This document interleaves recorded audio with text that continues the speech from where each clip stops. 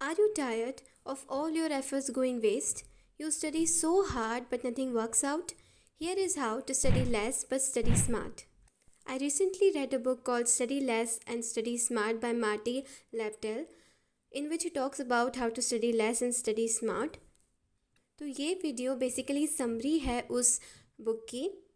So the first thing is to use Pomodoro technique. Pomodoro technique में हमें ज़्यादा कुछ नहीं करना होता. Just pick a task, set a timer for 25 minutes, get to work, stop when time is over, record progress and take 5 minutes break, get back to work. तो basically हम 25-25 minute के चंक्स में पढ़ाई करते हैं. इट इज़ वेरी बेनिफिशियल क्योंकि इस method को यूज़ करके हम हमारी स्टडी एटलीस्ट स्टार्ट कर सकते हैं. स्टार्टिंग भले ही थोड़ी स्मॉल होती है, हम हमारे टास्क को छोटे छोटे टुकड़ों में डिवाइड करते हैं और स्टार्ट करते हैं, लेकिन हम सभी को पता है कि starting something, specially studying, is the hardest part. और इस मेथड को यूज़ करके हम आराम से कुछ भी चीज़ स्टार्ट कर सकते हैं. अब क्वेश्चन आता है 25 मिनट ही क्यों? नॉर्मली ये माना जाता है कि हर पर्सन का अटेंशन स्पान जो होता है वो 25 से 30 मिनट का होता है. शुरू के 30 मिनट आप जो भी पढ़ते हैं वो पूरे कंसंट्रेशन के साथ पढ़ते हैं, लेकिन जब ये 30 मिनट ओवर हो जाते हैं तो हमारा माइंड भी डिस्ट्रैक्ट होने लगता है, हम आउट ऑफ फोकस हो जाते हैं. तो इस सिचुएशन से बचने के लिए हमें 5 से 10 मिनट का ब्रेक लेना चाहिए. इस ब्रेक में हमें कुछ भी इंजॉयबल थिंग जो कि हमें पसंद हो वो करनी चाहिए.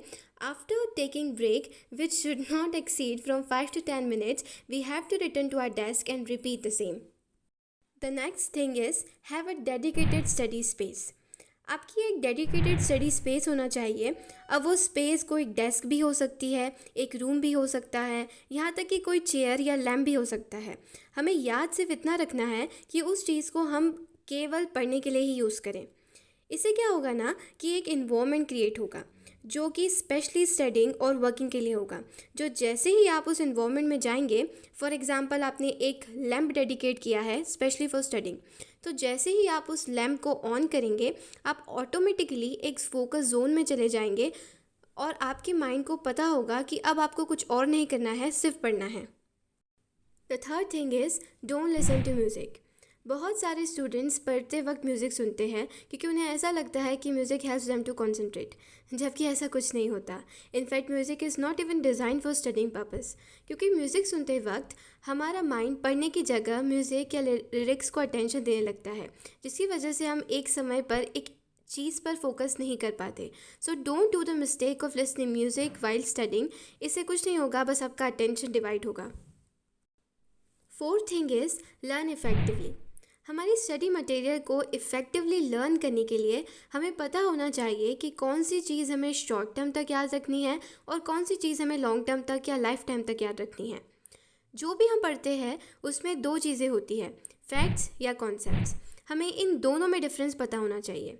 फैक्ट्स जो होते हैं वो हम आसानी से भूल जाते हैं, इट्स वेरी नेचुरल, और हमें फैक्ट्स याद रखने की भी ज़रूरत नहीं है because we have Google for that. याद रखने की मेन चीज़ होती है कॉन्सेप्ट्स. कॉन्सेप्ट्स हमें एग्ज़ाम के बाद भी याद होने चाहिए क्योंकि प्रैक्टिकल वर्ल्ड में हम कॉन्सेप्ट ही यूज़ करते हैं. कॉन्सेप्ट ही मेन चीज़ है जिसको समझने के लिए हम स्कूल या कॉलेजेस जाते हैं, वरना तो सारी चीज़ें गूगल पर वैसे भी अवेलेबल है. अगर आपने के कॉन्सेप्ट्स क्लियर होते हैं तो हम आसानी से फैक्ट सर्च कर सकते हैं.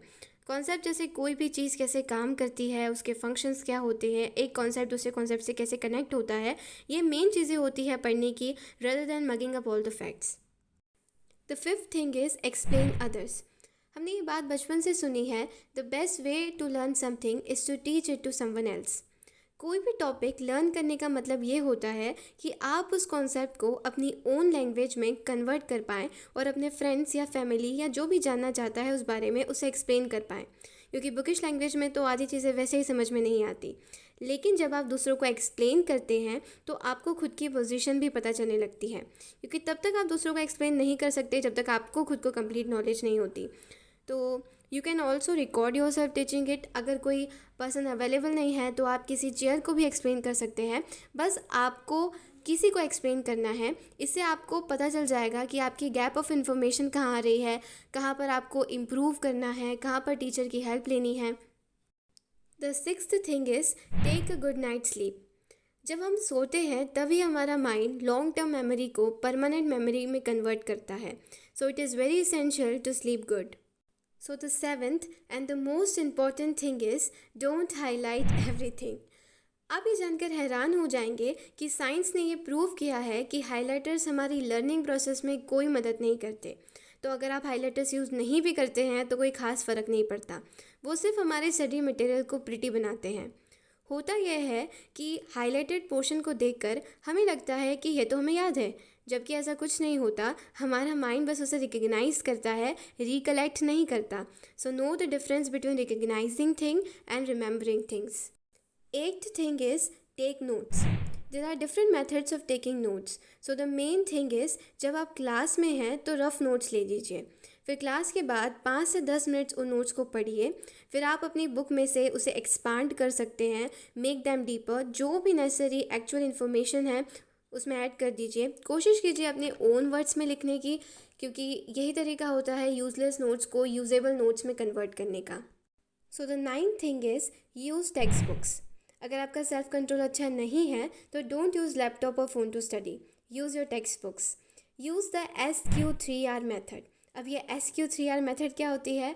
SQ3R मेथड में 5 चीज़ें होती हैं: survey, question, read, recite and review.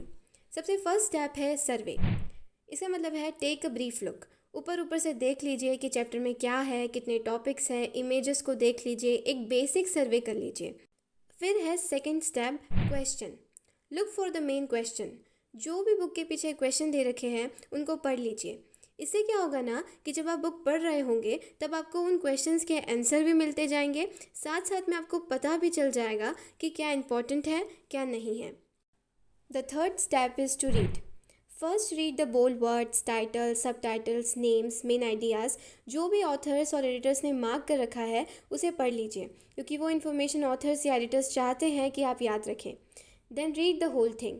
अगर आप स्कूल में हैं तो सब कुछ पढ़ सकते हैं, क्योंकि एक लिमिटेड रीडिंग मटेरियल होता है। लेकिन अगर आप कॉलेजेस या यूनिवर्सिटीज़ में हैं जहाँ पर बहुत सारा अननेसेसरी रीडिंग मटेरियल है, तो इस केस में आप कोई भी लॉन्ग पैराग्राफ की फर्स्ट या लास्ट सेंटेंस पढ़ सकते हैं। ये हमेशा वर्क नहीं करता, लेकिन मोस्ट ऑफ द टाइम ये वर्क करता है। अगर टेक्स्ट बुक्स को बहुत अच्छे से लिखा गया है तो ये हमेशा वर्क करता है। तो इसमें होता क्या है कि फर्स्ट सेंटेंस में जो भी आइडिया आप पढ़ रहे हैं उसका इंट्रोडक्शन होता है, और लास्ट सेंटेंस में उसका ओवरव्यू। तो अगर आपको किसी भी चीज़ का आइडिया और उसका ओवरव्यू पता है तो it means you are good to go. तो अब जब आप चैप्टर पढ़ लेंगे, so the next step is to recite. Now try to answer the question you made before. अगर आप नहीं कर पा रहे हैं तो don't worry, because the next step is reread the chapter, पर इस बार पेंसिल या मार्कर के साथ। अब आपको बेसिक आइडिया हो गया है तो अब आप एक्चुअल मेन आइडियाज़ को हाईलाइट कर सकते हैं, साथ साथ में पेपर के एज पर नोट्स भी बना सकते हैं। अब आई थिंक चैप्टर री रीड करने के बाद आप सारे क्वेश्चंस को आंसर कर पाएंगे, साथ में कुछ न्यू क्वेश्चंस भी फॉर्म कर पाएंगे। जो भी क्वेश्चन के आप आंसर लिखेंगे वो आपको बहुत सिंपल लैंग्वेज में रखने हैं। तो जब आप फाइनली आप ये पूरी प्रोसेस कर लेंगे SQ3R की, तो आपके पास 3 मटेरियल होंगे वर्क करने के लिए। फर्स्ट एक टेक्स्ट बुक्स जिसमें सारे यूज़फुल मार्क्स होंगे, साथ में पेपर के एज पर नोट्स। सेकेंड एक लिस्ट होगी मेन क्वेश्चन की आंसर्ड। थर्ड एक ऐसे होगा, माइंड मैप भी हो सकता है, जिसमें आपने सारे टॉपिक 0 to 100% एक्सप्लेन किया होगा। Now the 10th thing is to revise. Recalling everything is very important. अगर आप रिविज़न नहीं करते हैं तो आप पूरा टॉपिक भूल भी सकते हैं, जिसकी वजह से एग्ज़ाम टाइम पर आपको वो पूरा टॉपिक फिर से पढ़ना होगा। रिविज़न में कुछ कॉम्प्लेक्स नहीं करना है, बस आंखें बंद करके सारी चीज़ें रिकॉल करनी होती हैं। The 11th thing is to use mnemonics. कभी कभी क्या होता है ना, कुछ वर्ड होते हैं जो सेम लगते हैं लेकिन उनके मीनिंग डिफरेंट होते हैं। इसके साथ साथ कुछ ऐसे भी चीज़ होती है जिनको हमें सीरीज़ या लाइन में याद करना पड़ता है। तो ऐसी सिचुएशंस में हम निमोनिक्स का यूज़ कर सकते हैं। इसमें क्या होता है ना कि हम अपनी क्रिएटिविटी का यूज़ करके किसी भी कॉन्सेप्ट को याद रखने के लिए उसकी किसी को से भी को रिलेट कर सकते हैं। कोई भी फन वर्ड, सेंटेंस या सॉन्ग बना लेते हैं ताकि ग्रुप ऑफ फैक्ट्स हमें याद रह सकें। जैसे प्लैनेट्स के नेम, रेनबोज कलर्स के नेम हमें सीरीज़ में याद रखना बचपन में सिखाया जाता है। तो यही होता है निमोनिक्स। एक पीरियोडिक टेबल का सॉन्ग भी मैंने देखा था कुछ दिनों पहले, जिसको क्लोजर सॉन्ग की बीट पे गाया था. I will link that song in description if you have to remember periodic table. That was super cool. तो यही था ये पूरी बुक में. इस पूरे वीडियो को सम अप करें तो हमने देखा to use Pomodoro technique, have a dedicated study space, don't listen to music, learn effectively. Facts और कॉन्सेप्ट्स में डिफरेंस पता कीजिए और कॉन्सेप्ट्स को ठीक से पढ़ें. Explain others, take a good night sleep, don't highlight everything, take notes, use text books, use the SQR3 method, revise, use mnemonics,